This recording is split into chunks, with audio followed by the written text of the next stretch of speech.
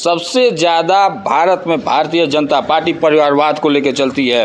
परिवारवाद जाके देखिए उत्तर प्रदेश से लेकर बिहार, जहाँ भी है, जहाँ भी इनके घटक दल है, वहाँ जाके आप देखिए ना भाई साहब, कितने परिवारवादी लोग उनके साथ रह रहे हैं। सम्राट चौधरी जी ये बताएंगे कि वो क्या गिरवी रख के उप मुख्यमंत्री बने हैं? वो क्या गिरवी रख के राष्ट्रीय जनता दल से भारतीय जनता पार्टी में आए थे? पार्टियां तो जानती है कि नीतीश कुमार जी दल बदलू है, नीतीश कुमार बार बार अपना दल बदलते रहते हैं, तो फिर बीजेपी हो या आरजेडी हो क्यों अपने साथ शामिल करती है? आलोक कुमार सुमन जी के कार्यों से आप संतुष्ट हैं आपकी पार्टी के? बिल्कुल नहीं, बिल्कुल नहीं। अच्छा, बिल्कुल नहीं। बताएंगे वो 5 साल में क्या किया। विपक्षी पार्टियों का एक बात और कहना है कि नीतीश कुमार जी ने इंडिया गठबंधन बनाया और वही नीतीश कुमार जी इंडिया गठबंधन छोड़ करके एनडीए में शामिल हो गए, तो क्या लग रहा है कि उससे आपकी पार्टी के को नुकसान होगा, आपके गठबंधन को नुकसान होगा नीतीश कुमार जी की वजह से? देखिए, नीतीश कुमार जी के साथ राष्ट्रीय जनता दल तभी गई जब उन्होंने आके खुद कहा कि भारतीय जनता पार्टी हमारी पार्टी को तोड़ना चाहती है, आप हमारी मदद कीजिए।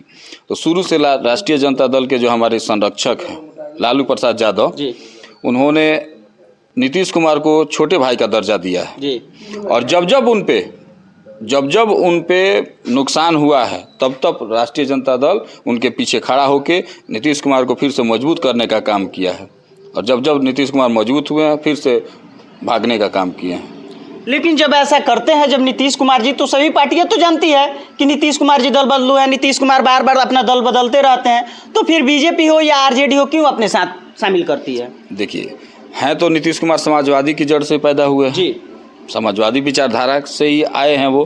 तो समाजवादी विचारधारा पे जब आँच होगा, हम ये नीतीश कुमार कहीं चले गए हों, हमारे नेता आज भी कर रहे हैं कि हमारे लिए पहले भी गार्जियन थे, आज भी सम्मानित है और आगे भी सम्मानित ही रहेंगे। हम लोग कभी नहीं उनका छोड़े हैं और ना कभी छोड़ेंगे। जब उनको जरूरत पड़ेगी, मुझे उम्मीद है हमारे नेता भी कह रहे हैं कि भाई हमारे लिए आपका दरवाज़ा खुला हुआ है, आप आना चाहें, अगर आपको कोई दिक्कत हो तो आप आ सकते हैं।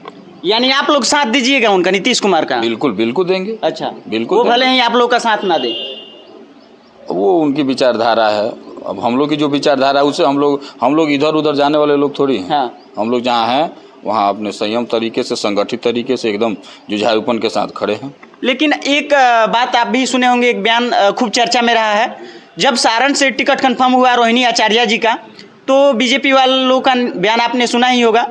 जैसे प्रदेश अध्यक्ष जी का कहना था कि लालू प्रसाद यादव को रोहिणी आचार्य ने किडनी दी, तो लालू प्रसाद यादव ने यानी किडनी लिया, उसके बदले उनको टिकट दिया। माननीय सम्राट चौधरी जी ये बताएंगे कि वो क्या गिरवी रख के उप मुख्यमंत्री बने हैं? वो क्या गिरवी रख के राष्ट्रीय जनता दल से भारतीय जनता पार्टी में आए थे? ये बताएंगे? ये सब ओछी मानसिकता वाले लोग और ओछी मानसिकता वाली विचारधारा है मार्केट में बने रहने के लिए।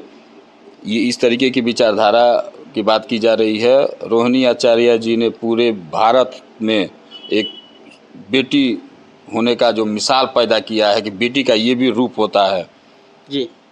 उस देवी का नाम है रोहिणी आचार्य, और हमें तो बहुत खुशी है कि इस तरीके से एक मिसाल राष्ट्रीय जनता दल ने प्रस्तुत किया है। एक बेटी को, ऐसी बेटी को, एक बलवान और दानवीर बेटी को ला के खड़ा कर दिया कि वो बेटी पूरे बिहार ही नहीं पूरे भारत में मिसाल बनेगी।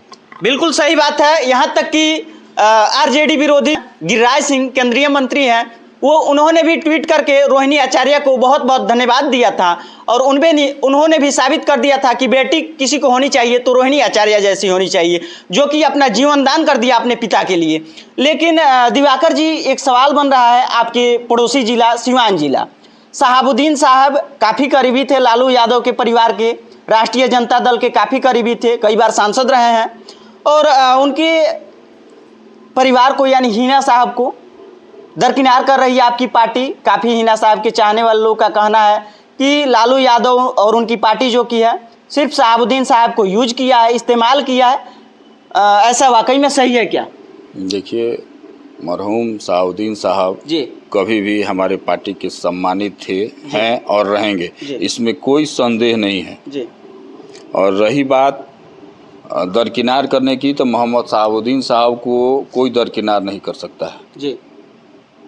आपसे सब लोग उनको यहाँ दिल में रखते हैं जी, और उनकी एक अपनी प्रकाष्ठा थी जी। उनकी एक अपनी विचारधारा थी, उस विचारधारा के साथ हम लोग शामिल हैं, हम लोग हैं और रहेंगे। फिर से आपके जिला में जो कि विपक्षी पार्टियां हैं, जदयू के खाते में गया है ये सीट, आलोक कुमार सुमन जी को टिकट मिला है। आलोक कुमार सुमन जी के कार्यों से आप संतुष्ट हैं? आपकी पार्टी के बिल्कुल नहीं, बिल्कुल नहीं, अच्छा, बिल्कुल नहीं। बताएंगे वो 5 साल में क्या किए, बताएं जरा सा। कुछ नहीं किए हैं। क्या किए हैं बताते तो कि क्या किए हैं। वो तो लगातार चिट्ठी लिखते रहते हैं कि हम सभी हवाई अड्डा का मैंने मांग किया, स्वीकृत करा दिया है। चले जाइए, आप उठ के चले जाइए। मैंने तो वहाँ का न्यूज़ कवरेज किया मेरे है। भाई आप चले जाइए सभ्य हवाई फील्ड में, आप बता दीजिए कि एक ईंट तक कहीं मिला हो आपको? मिला है? नहीं, कुछ नहीं। 5 साल उन्होंने सिर्फ सभ्य हवाई अड्डा पे जो बोलते रह गए संसद में, क्या हुआ है? यही है भारतीय जनता पार्टी का रूप जी। सिर्फ बोलेंगे, सिर्फ चिल्लाएंगे, करेंगे कुछ नहीं। आपको दिग्भ्रमित करेंगे, आपको जाति धर्म के नाम पे, मजहब के नाम पर आपको लड़ाएंगे, काम कुछ नहीं करेंगे। यह प्रतिफल आपको सभ्य हवाई फील्ड में देखने को मिलेगा। जाइए ना भाई, जाइए, जाके देखिए या जाके पूछिए कि भाई 5 साल में आपने क्या किया। हाँ। आप ठीक है, आपने जो भी किया हमको दिखना चाहिए ना धरातल पे जी। उसकी बाउंड्री हो गई कि उस पर हवाई जहाज चलने लगा, क्या हुआ? हाँ। कुछ हुआ नहीं 5 साल में। बाकी आप कुछ बताइए हमको। हमने तो वहाँ का न्यूज़ कवरेज किया है, लगातार सांसद महोदय के द्वारा चिट्ठी लिखा जाता है, लेकिन ऐसा अभी जमीनी स्तर पे कोई ऐसा कार्य नहीं हो रहा है। आपको हम साफ तौर पे पहले भी वीडियो में मैंने दिखाया है। क्या लग रहा है ये सब चुनावी झांसा हो सकता है? भारतीय जनता पार्टी झांसों देने की पार्टी है, जुमलेबाजों की पार्टी है। जुमला देंगे। आने वाले दिन में जितने भी हमारे सम्मानित मतदाता बंधु हैं उनसे निवेदन है कि इस बार आप लोग जुमला में फंसे तो भारतीय जनता पार्टी भारत के लोकतंत्र को ख़त्म कर देगी। आप लोग इस बात को समझिए भाई साहब। भारतीय जनता पार्टी के रीजन में जितना बड़ा इलेक्ट्रल बॉन्ड जो है घोटाला हुआ, जो इतना बड़ा घोटाला हुआ है, वो अपने आप में भारत के इतिहास में सबसे बड़ा रिकॉर्ड है। लेकिन दिवाकर जी, एक सवाल आपसे और हम पूछना चाहेंगे, आपकी पार्टी से मिलता जुलता सवाल है। आप सभी लोगों ने तो लगातार सुनते आ रहा है कि परिवारवाद का आरोप, लेकिन क्या बीजेपी में ऐसा नहीं है परिवारवाद, या लोजपा में नहीं है? जैसा कि आपने देखा होगा तुरंत कुछ दिन पहले चिराग पासवान ने अपने जीजा जी को जमुई से टिकट दिया उन्होंने पत्रकारों से बातचीत करते हुए कहा कि जो कि मेरे जीजा जी हैं हमसे अच्छा सांसद बनकर के ये साबित करेंगे।